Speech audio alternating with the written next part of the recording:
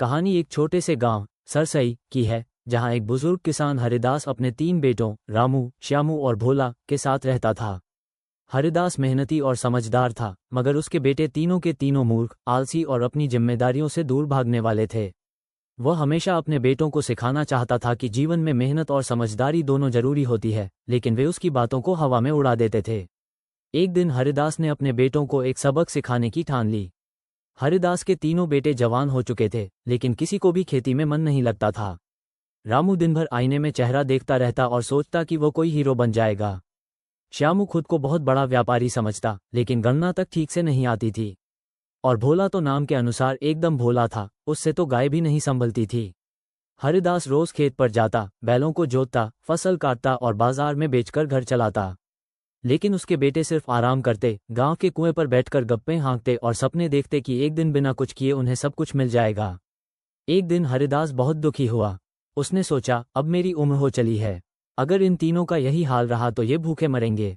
कुछ तो करना होगा। हरिदास ने एक चाल चली। एक रात खाना खाने के बाद उसने बेटों से कहा, बेटा, मैंने अपने जीवन में बहुत धन इकट्ठा किया है, लेकिन उसे कहीं जमीन में गाड़ दिया है। जब मैं मर जाऊं तब उसे खोद लेना। तीनों बेटे चौंक गए। रामू बोला, बापू, आपने कभी बताया नहीं कि आपके पास इतना धन है। हरिदास मुस्कुराया, समय आने पर सब पता चल जाएगा। हरिदास जानता था कि उसके बेटे लालच में जरूर कुछ करेंगे। अगले ही दिन तीनों मूर्ख बेटे फावड़े और तसले लेकर खेत पर पहुंच गए। रामू बोला, धन इसी खेत में कहीं गड़ा है, बापू ने कहा था। श्यामू ने कहा, तो पूरा खेत खोद डालते हैं, कहीं तो मिलेगा। और फिर क्या था, तीनों ने सुबह से शाम तक खेत को खोद डाला। जहां जहां मिट्टी दिखी वहां वहां फावड़ा चला। पूरा खेत बंजर सा हो गया, मगर कोई धन नहीं मिला। भोला बोला, लगता है बापू ने मजाक किया। रामू ने कहा, या फिर धन गहरे गाड़ा गया है। श्यामू ने सलाह दी, अगले हफ्ते फिर खोदते हैं। ये सिलसिला 3 हफ्तों तक चला। पूरे खेत की खुदाई हो गई। हार कर तीनों घर लौटे और पिता से बोले, बापू, आपने हमसे झूठ कहा, कहीं भी कोई धन नहीं मिला। हरिदास मुस्कुराया, अब देखो कुछ दिन बाद खेत में क्या होता है। मानसून आया और खेत में पहली बारिश हुई। खुदे हुए खेत में पानी अच्छी तरह समा गया। हरिदास ने खेत में बीज डाल दिए और कहा, अब तुम लोग ही इस खेत की देखभाल करो, जो भी उगेगा उसी में तुम्हारा भविष्य है। तीनों बेटे मजबूरी में खेत में काम करने लगे। पहले तो उन्हें बहुत मुश्किल हुई, लेकिन धीरे धीरे उन्हें समझ आने लगा कि मेहनत करने से ही फल मिलता है। कुछ महीनों में खेत में गेहूं की फसल लहलहाने लगी। रामू खेत देखकर बोला, ये तो सोने के बराबर है। श्यामू ने कहा, शायद यही धन था जो बापू ने कहा। भोला ने सिर हिलाया, हमें मूर्ख समझा, लेकिन सिखाया। अब हरिदास ने सोचा कि बेटों की समझदारी की और परीक्षा ली जाए। एक दिन उसने तीनों को एक एक गाय दी और कहा, इन्हें ले जाओ और जो सबसे अच्छा सौदा करेगा उसे इनाम मिलेगा। रामू गाय लेकर शहर गया, लेकिन रास्ते में एक नटवाले ने उसे बेवकूफ़ बना दिया और कहा, ये जादुई बांसुरी लो, ये गाय से भी ज्यादा कमाएगी। रामू ने गाय दे दी और बांसुरी लेकर लौट आया। श्यामू गांव के मेले में गया।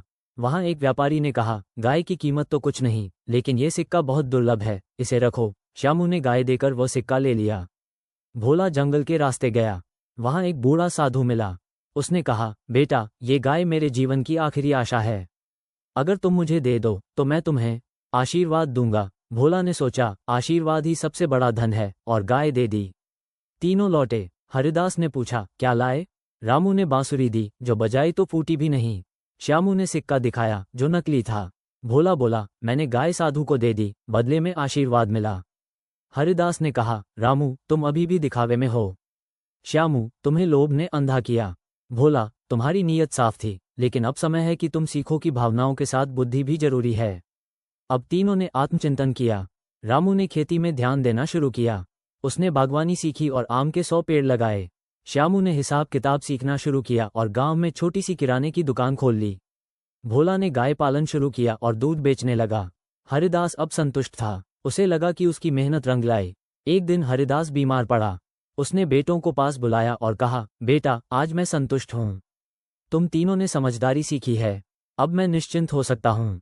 रामू ने कहा, बापू, आप हमारे पहले गुरु हो। श्यामू बोला, आपने हमें गिरने दिया, लेकिन गिरने के बाद उठना सिखाया। भोला रोते हुए बोला, अब हमें आपकी जरूरत है हमेशा के लिए। हरिदास मुस्कुराया और कहा, मेरे बच्चे अब बच्चे नहीं रहे, अब तुम समझदार हो चुके हो।